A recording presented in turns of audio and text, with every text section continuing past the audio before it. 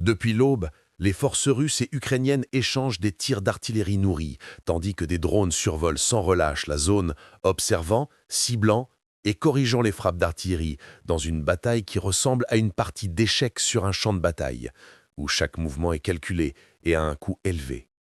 Les forces russes ont déployé des unités blindées mécanisées au sud et à l'ouest de la ville, tentant d'ouvrir un couloir d'avancée qui transformerait le combat d'une confrontation directe en une tentative d'encerclement des défenses ennemies.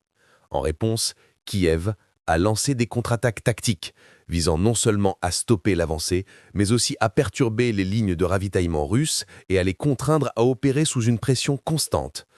L'importance de Pokrovsk réside dans son rôle de lien entre Donetsk et Dnipro. Couper cet axe de communication reviendrait à isoler le front ukrainien sur une grande partie du Donbass, réduisant ainsi sa capacité à acheminer des munitions, du matériel et même des fournitures médicales. Par conséquent, la chute de la ville, si elle a lieu, constituerait non seulement une victoire militaire pour la Russie, mais aussi un tournant stratégique dans la région. L'objectif russe semble clair aux yeux des experts militaires: encercler la ville pour éviter une guerre urbaine longue et épuisante, forcer les forces ukrainiennes à se replier au lieu de se battre jusqu'à la dernière cartouche, ouvrir la voie à une offensive sur Kostiantynivka et Sloviansk, deux places fortes défensives représentant les dernières lignes de défense de Kiev, avant de perdre une part importante du Donbass. De son côté, l'Ukraine ne considère pas cette bataille comme un simple incident passager. Le commandement ukrainien a déployé des unités d'élite issues de brigades aéroportées, des chars et de l'artillerie à longue portée pour renforcer le front.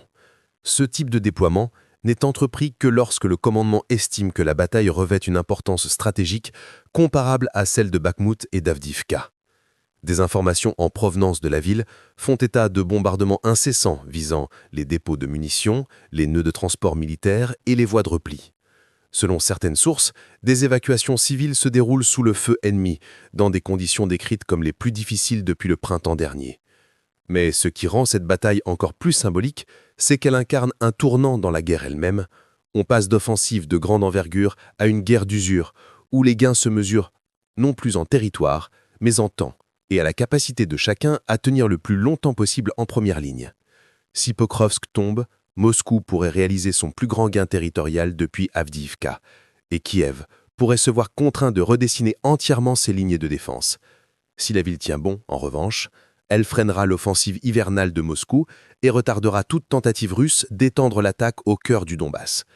En bref, Pokrovsk, aujourd'hui, n'est pas une bataille entre deux soldats aux abords d'une ville, mais une épreuve de volonté entre deux nations et leur capacité à tenir bon avant l'arrivée de l'hiver, lorsque le froid lui-même devient partie intégrante du combat.